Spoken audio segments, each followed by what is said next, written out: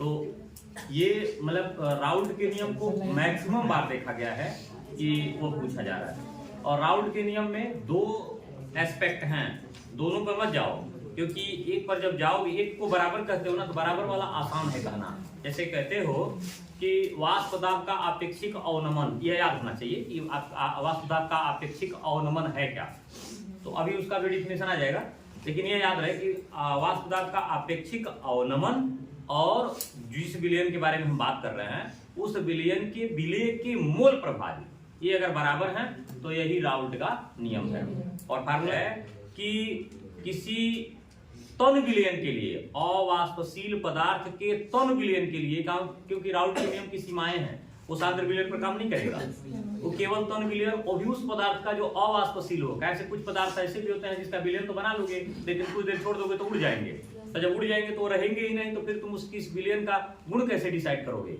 तो यहाँ पर लिमिटेशन भी कई बार देखे हैं पूछा हुआ, तो लिमिटेशन में तुम वो बात कह सकते हो कि यह तन विलयन के लिए लागू होता है, अवाष्पशील पदार्थ के लिए जो विलयन बनता है उसके लिए लागू होता है, यह सांद्र विलयन में काम नहीं करता, अर्थात सांद्र विलयन के लिए विचलन प्रदर्शित करता है, ये बात तुम उसमें कह सकते हो। लेकिन यहाँ बात यह हो गया कि अगर हम दूसरा एस्पेक्ट बोलेंगे तो उसमें हो जाएगा कि किसी विलयन का या तन विलयन का वाष्प दाब का अवनमन, आपेक्षिक अवनमन नहीं, अवनमन उसके विलायक के मूल प्रभाज के अनुक्रमानुपाती होता है, विलायक के मूल प्रभाज के अनुक्रमानुपाती होता है। अर्थात वहां PS equal to P naught को कांस्टेंट माना जाता है, और तब लिखो capital N upon small N plus capital N. अगर पी नॉट को वहां से हटा के यहां कर देते हो तो P S upon P naught proportional, directly proportional to capital N upon small N plus capital N हो जाएगा। तो ये दो है, इसमें एक हम आसान जो बोल रहे हैं आसान है कि नहीं, कि किसी पदार्थ के या किसी विलयन के वाष्प दाब का आपेक्षिक अवनमन उसके विलय के मूल प्रभाज के बराबर होता है। बहुत आसानी से इसको तुम बता भी सकते हो, इस पर अगर कोई कैलकुलेशन आता है तो उसको कर भी सकते हो। P S minus P naught upon P naught equal to small N upon small N plus capital N, ये फार्मूला है उसका। और संख्या गुण की परिभाषा देखें, बार बार पूछा हुआ, किताब तुम लोग खोल रहे होगे, अपना क्वेश्चन में खोलोगे तो आ रहा है अणु संख्या गुण क्यों, जब किसी पदार्थ का या किसी विलयन के अणुओं की संख्या के आधार पर उनके गुणों की व्याख्या करती है तब उसको अणु संख्या गुण कहते हैं। यानी अणुओं के प्रकृति पर उनके गुणों की व्याख्या नहीं होती, बल्कि उसके अणुओं की संख्या पर उनकी व्याख्या होती है। कैसे होती है, तो ओरल बोल रहे हैं, कुछ ठीक लग रहा है, बाद में लिखूंगा। जैसे अभी तुम परासरण दाब की बात कर रहे थे ना, परासरण दाब होता क्या है, जब अणु एक झिल्ली से होते हुए पार जाएंगे तो दूसरी तरफ जब जाएंगे झिल्ली को पार करते हुए तो किसी परासरण दाब के ही कारण जाएंगे, यानी ये क्रिया परासरण की क्रिया कहलाती है। अर्धपारगम्य झिल्ली से किसी तन विलयन का सांद्र विलयन की तरफ जाना परासरण कहलाता है। तो यह परासरण आसानी से नहीं होगा, उसके लिए कोई दाब रिस्पॉन्सिबल होता है, उस दाब को परासरण दाब कहते हैं। आखिर वो जा क्या रहा है, अणु ही तो जा रहा है ना, एक अणु जाएगा, 2 जाएगा, 3 जाएगा, 10, 20, 50, 100 जाएंगे, तो जैसे जैसे उनकी संख्या बढ़ेगी वैसे वैसे दबाव बढ़ जाएगा। तो संख्या है कि नहीं, ये नहीं देख रहा है कि उस अणु का प्रकृति कैसा है, अल्कोहल है कि एसीटोन है कि बेंजीन है कि डाइएथिल ईथर है, कौन सा पदार्थ है, उससे नहीं मतलब है। मतलब इससे है कि वह कितनी संख्या में एक तरफ से दूसरी तरफ जा रहा है। तो जितनी ज्यादा संख्या में जाएगा उतनी ही ज्यादा उस पर प्रेशर पड़ेगा, दाब उस पर लगेगा। इसकी जांच कैसे करते हैं, एक लाइन में कहीं ऑब्जेक्ट में पूछा है तो इसको कहना वर्कले हटले उपकरण से इसकी जांच करते हैं, जिसको परासरण दाब मापी भी कहते हैं। परासरण दाब मापी, परासरण समझ में आया ना किसको कहते हैं, जब अर्धपारगम्य झिल्ली से तन विलयन का सांद्र विलयन की तरफ बहाव होता है उसे परासरण कहते हैं। 2 तरह का परासरण होता है, एक अंतः परासरण, एक बाह्य परासरण। इसके लिए उदाहरण याद करो, चीनी का घोल है उसमें एक किशमिश डाल दो, चीनिया का घोल है उसमें अंगूर डाल दो। अंगूर में क्या होगा, कुछ देर के बाद देखोगे तो अंगूर पिचक जाएगा, अर्थात अंगूर में से जल या उसका तनु विलयन चीनी के घोल में निकल जाएगा, अर्थात वो बाह्य परासरण हो गया, बाहर की तरफ उसका परासरण की क्रिया हुई है। और पहले ही से ही किशमिश देखते हो पिचका रहता है, उसको जब तुम चीनी के घोल में डालोगे ना तो कुछ देर के बाद फूल जाएगा, मतलब उसमें अंदर से बाहर नहीं गया है, बाहर से यानी चीनी के घोल से उसमें कुछ पदार्थ आया है। तो कुछ पदार्थ हो सकता है कि विलायक का ही हो या तन विलयन का हो, जब वो अंदर आएगा तो खुल जाएगा, इसको कहते हैं अंतःपरासरण। ये दो क्रियाएं उसमें होती हैं। एक शब्द और आएगा विसरण का। विसरण भी परासरण के ही तरह होता है, बट उसमें अर्धपारगम्य झिल्ली वर्क नहीं करती। जैसे बिना अर्धपारगम्य झिल्ली से अगर कोई सांद्र विलयन तन विलयन की तरफ बह रहा है या कोई सांद्र पदार्थ तन पदार्थ की तरफ बह रहा है, उसे विसरण कहते हैं, डिफ्यूजन कहते हैं। जैसे इत्र का विसरित होना, कहीं किसी कार्नर पे इत्र है या कहीं कोई बदबू वाली वस्तु है, वो अगर छूटती है तो पूरे कमरे में जहां तक वायु जा सकता है, यानी वायु उस कंडीशन में तनु है और जो वहां पदार्थ है वो सांद्र है, तो सांद्र से तनु की तरफ बहाव होता है। और अभी जो परासरण बोले तो उसमें क्या बोले हैं, तनु से सांद्र की तरफ। और यहाँ अर्धपारगम्य झिल्ली वर्क करती है। अर्धपारगम्य झिल्ली किसे कहते हैं, वह झिल्ली जो अपने से होकर के कुछ ही पदार्थों का आवागमन करा सकती है, उसे अर्धपारगम्य झिल्ली कहते हैं। इसके लिए सबसे बेस्ट झिल्ली जो बताया गया है, नेचुरल झिल्ली में तो बहुत सारा नाम आएगा, जैसे मूत्राशय की जो आशय होती है उसका झिल्ली, या अंडे के ऊपर जो झिल्ली पाई जाती है वो झिल्ली, या शरीर के ऊपर कोशिका के ऊपर जो सेल मेम्ब्रेन पाई जाती है प्लाज्मा झिल्ली, वो बहुत सारी झिल्लियां नेचुरल हैं। लेकिन सबसे बढ़िया ट्राब द्वारा बनाया हुआ एक अर्धपारगम्य झिल्ली, इसको कापर फेरोसाइनाइड बोला गया है, उसको आइडियल अर्धपारगम्य झिल्ली कहा गया है। यो विकल्प में कई बार पूछ चुका है कि आदर्श कृत्रिम अर्धपारगम्य झिल्ली कौन सी है, तो बताना कापर फेरोसाइनाइड। उसके बाद अब बात आती है परासरण की क्रिया। कुछ आइडिया आया समझ में? इस पे हम लोग ज्यादा कुछ बोलना नहीं है। द्रवस्थैतिक दाब के बारे में थोड़ा सा बात करनी थी, तो वो यही हो गया कि हम जिस दाब के कारण परासरण की क्रिया को रोक सकते हैं उसी को द्रवस्थैतिक दाब कहते हैं। और द्रवस्थैतिक दाब वास्तव में फिजिक्स का मैटर है। जैसे हम द्रव में गहराई तक जाते हैं तो दाब बढ़ने लगता है, बड़े हो गए। किसी द्रव में जितना ही गहराई तक जाते हैं उतना ही उसका दाब बढ़ता है। इसीलिए किसी नदी पर चाहे नहर पे उसका जो किनारा बना होता है ना, वो नीचे की तरफ चौड़ा होता है, ऊपर की तरफ पतला होता है, क्योंकि ऊपर उसका दबाव कम होगा, बढ़ता जाएगा दबाव उसका कम होगा, लेकिन नीचे के सतह पर तो उसका दबाव ज्यादा होगा। इसीलिए जो भी बैंड बनाए जाते हैं, जो भी बड़ा उसके किनारे पानी को रोकने वाला सतह बनाया जाता है, बंधा बनाया जाता है, उस बंधे का निचला सतह बहुत चौड़ा बनाया जाता है। ये रूल है। तो ये तो हो गई केवल परासरण के लिए।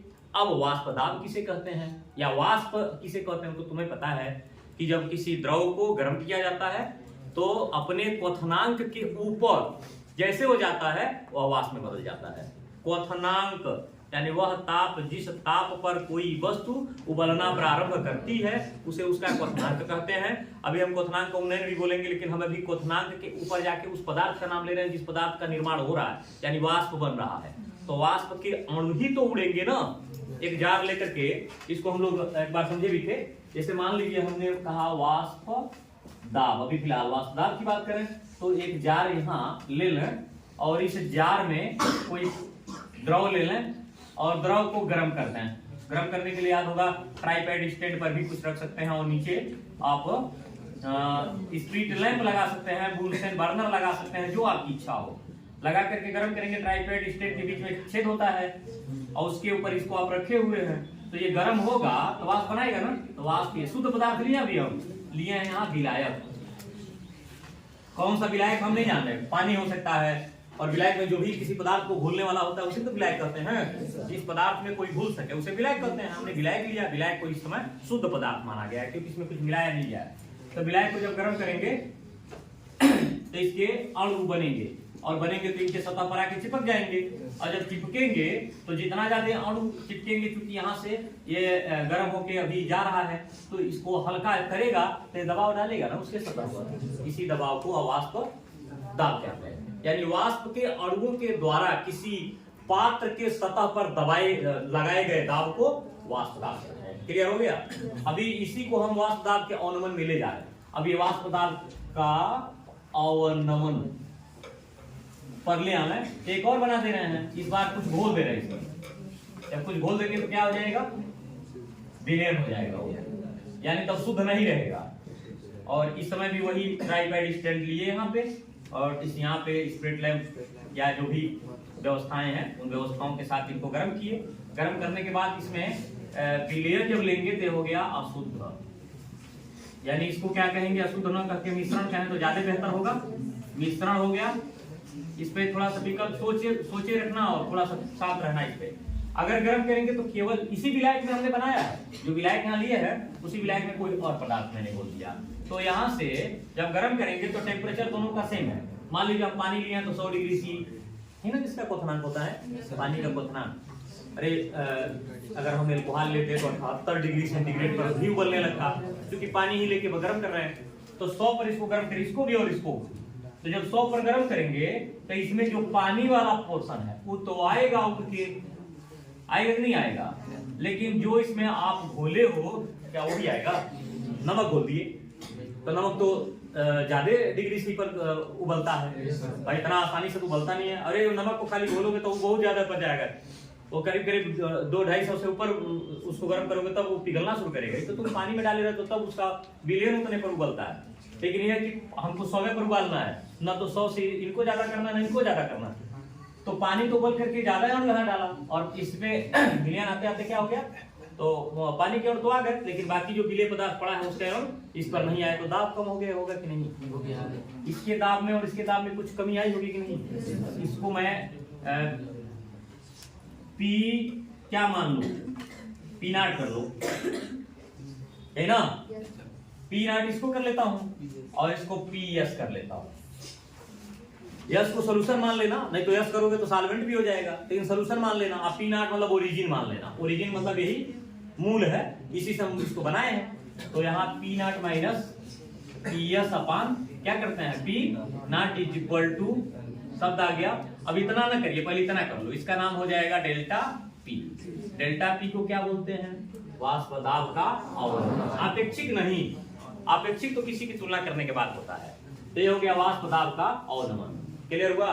वाष्प दाब का अवनमन की परिभाषा, इस सूत्र पर मत जाओ, सूत्र पे तो P1 माइनस P2 भी कर सकते हो, कोई दिक्कत नहीं है, क्योंकि तुम जानते हो कि इसका दाब ज्यादा है इसका दाब कम है, तो जिसका दाब ज्यादा होगा उसके कम वाले को उसमें से घटा देंगे। तो यह डिफरेंस शो करता है, डिफरेंस को डेल्टा से इंडिकेट कर दिए। तो तुमका परिभाषा दे दोगे कि शुद्ध पदार्थ के वाष्प दाब से विलयन के वाष्प दाब को जब घटा देते हैं तो जो अंतर प्राप्त होता है उस अंतर को वाष्प दाब का अवनमन कहते हैं। अवनमन क्यों कहते हैं, अवनमन का मतलब हो गया ज्यादा से कम हो रहा है। यह ज्यादा से कम हो रहा है, यहाँ ऐसे हो रहा है, इसमें ज्यादा अणु है तो ज्यादा दाब है, कम अणु है तो कम दाब हो गया। क्लियर हो गया।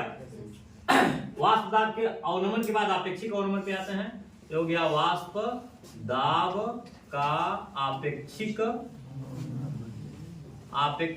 अवनमन। इस आपेक्षिक अवनमन पे आते आते जो मूल है उसी से इसकी तुलना कर देंगे। P naught minus P S upon P not, ये क्या हो गया, इसका आपेक्षिक अवनमन है। आपेक्षिक अवनमन के लिए तुम लोग आपेक्षिक घनत्व की बात कर लो, एक बार सोच लो। किसी पदार्थ के घनत्व में यदि पानी के घनत्व की तुलना करते हो तो क्या बनता है, आपेक्षिक घनत्व बन जाता है। आपेक्षिक घनत्व का मतलब एक तुलनात्मक डेंसिटी होती है, कंपैरेटिव डेंसिटी होती है। तो यहाँ पर भी वाष्प दाब का आपेक्षिक अवनमन बनाया गया है, ये जो है वो बनाया गया है। बनाया गया तो कैसे बनाया गया, तो इसको हम बनाने के बाद इसकी राउल्ट से तुलना किया गया। राउल्ट का नियम, राउल्ट का नियम अगर ये फॉलो कर रहा है, यही इसी से सारी बातें कही जाएंगी। जहां अणुसंख्य गुण की बात होगी तो कहना पड़ेगा कि जिस पदार्थ के गुणों में राउल्ट का नियम दिखाई देता है वह अणुसंख्य गुण ही प्रदर्शित करता है। तो ये आपेक्षिक अवनमन हुआ।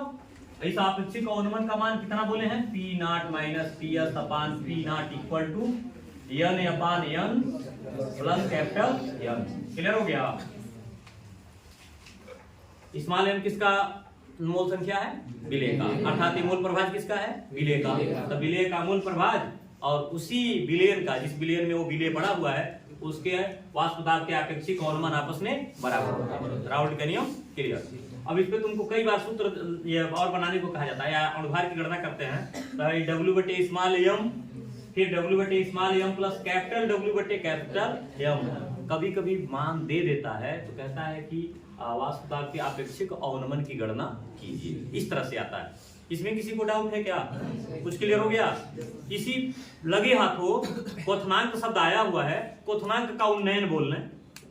इसी पे बताया जा सकता है। हमने कहा 100 डिग्री पर इसको गर्म किए तो ज्यादा वाष्प बना, 100 डिग्री पर इसको गर्म किए तो कम वाष्प बना। अब चूंकि गर्म करना है, कण कितने बन रहे उससे नहीं मतलब है, इसको गर्म करना है, यानी इनको भी पूरा उबालना है और इनको भी पूरा उबालना है। तो इसको 100 पे उबाल दिए, इधर घुमाना है, इस पे तुम 100 डिग्री पर इनको उबाल दिए। क्या ये 100 पर उबलेगा? नहीं उबलेगा, अर्थात यह ज्यादा पर उबलेगा। सपोज दैट ये 141 पर उबल गया। उबालना है, उबलना, ये भी उबल रहा है। अब कहेंगे यहां भी तो उबाल रहे थे, कहां उबाल रहे थे? हम इसको उबाल रहे थे, इसको कहां उबाले हैं?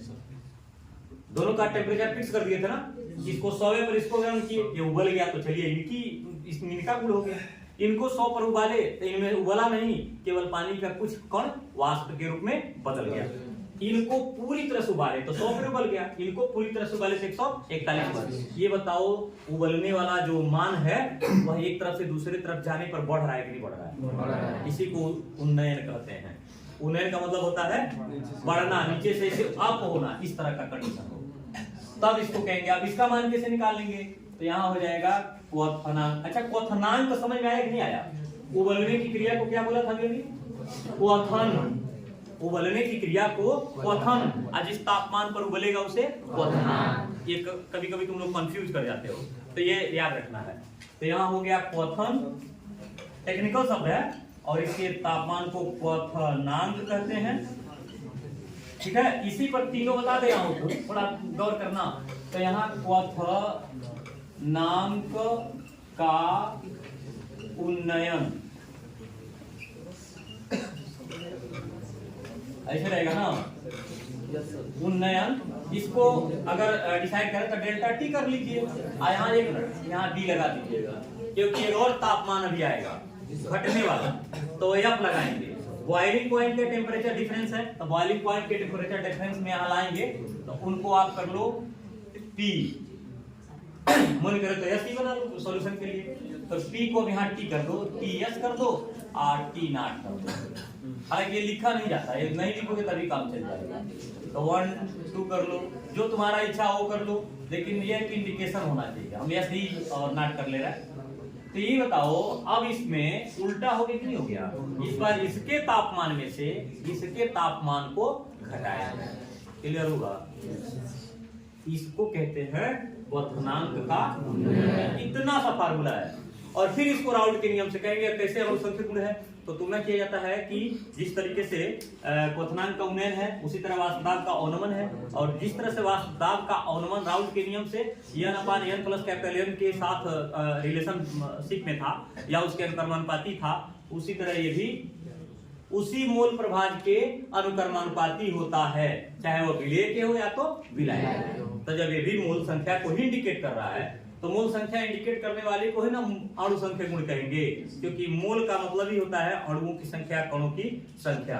परिभाषा में भी बताया गया है कि जब किसी पदार्थ के कणों की संख्या 6.2 × 10⁻23 हो जाए तो एक मूल कर दिया जाता है, अर्थात नंबर ऑफ पार्टिकल्स वहां भी है, तो नंबर ऑफ पार्टिकल्स जहां होंगे उन्हीं को अणु संख्या गुण कहा जाएगा। और इसको अब इस बार ठंडा कर रहा हूं, अभी तो उबाल रहा था, इसी को ठंडा करेंगे तो याद करिए यह 0 पर बर्फ में बदल जाएगा। और इसको जब ठंडा करके ठोस में लाते हैं, क्रिया को क्या कहते हैं? माने हिमीकरण कहते हैं, हिमीकरण कहते हैं। तो ठंडा करेंगे तो 0 पे ठंडा होगा ना, इस बार ठंडे इसको डाउन कर रहा है, ये तो 0 पर बर्फ में बदल जाएगा। क्या ये भी बर्फ में बदल जाएगा ना?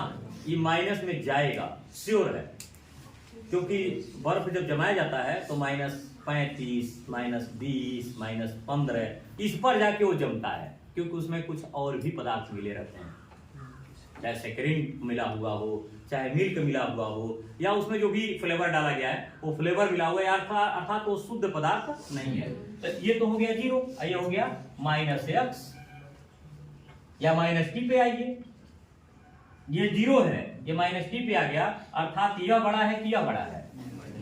0 वाला बड़ा है ना थोड़ा सा, तो 0 वाला बड़ा है, तो बड़ा से अगर छोटा हो रहा है तो क्या कहेंगे उसको? अवनमन भी हो रहा है। और ये किसका अवनमन हो गया? हिमांक का अवनमन, हिमांक का अवनमन, हिमांक का अवनमन। ऊपर लिखे क्या, यहाँ लिखे हिमांक के अवनमन को यहाँ डेल्टा टीएफ बोला जाता है, यानी temperature related with freezing point. यहाँ temperature related with boiling point, यहाँ temperature related with freezing point. तो फ्रीजिंग पॉइंट में इस बार उल्टा कर दीजिए, यहाँ अब इस बार घटाना है T0 माइनस TS। हो गया, इसी को हिमांक का अवनमन कहते हैं। यहाँ हो गया हिमांक का अवनमन, अवनमन। और हिमांक का अवनमन अगर मिल गया, ये भी राउल्ट के नियम का अनुसरण करता है, क्योंकि ये जो T0 माइनस TS है, इसको हम डेल्टा टी एफ बोल रहे हैं, ये प्रोपोर्शनल n अपान n प्लस कैपिटल N होता है।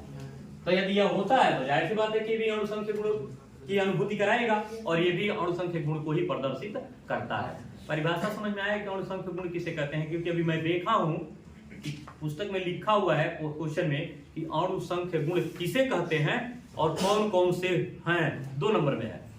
तो वहां कहना पड़ेगा कि जिन पदार्थों के, अच्छा जिन पदार्थों के विलयनों के गुण उनके अणुओं की संख्या पर निर्भर करते हैं, न कि अणुओं के प्रकृति पर, तो उसे उसका अणुसंख्यक गुण कहते हैं। जैसे परासरण दाब, जैसे वाष्प दाब का अवनमन, क्वथनांक का उन्नयन और हिमांक का 4 हो रहा है ना, ये 4 ही उसके अणुसंख्यक गुण को प्रदर्शित करते हैं। ठीक, तो इसको थोड़ा सा उतारना है, एक जनरल आइडिया उतार लो, फिर हम उसके बाद चार्ल्स पे आते हैं।